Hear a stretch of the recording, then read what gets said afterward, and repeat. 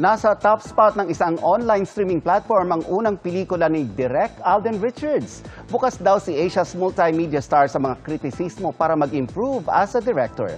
Narito ang aking chika. Itinuturing ni Alden Richards na breakthrough ang kanyang unang directorial job, ang drama-thriller film na Out of Order. Para sa gaya niyang walang formal education sa larangan ng filmmaking.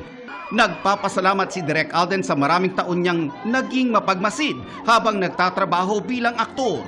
Punong-puno na yung pagiging aktor, nililipat ko siya ngayon sa pagdidirect because yun nga, parang it's been 15 years and ang dami ko na rin nagawa, ang dami ko nang nakatrabaho and lahat kasi ng mga nakikita ko at nagmamarka sa akin.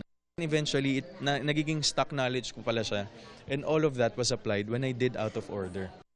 Naabot ng pelikula ang #1 spot sa streaming platform kung saan ito ipinapalabas. Pero hindi raw ito nangangahulugan na kampante na ang Asia's multimedia star. Sinusubukan niya raw na basahin online ang mga papuri, pati na ang criticism sa pelikula.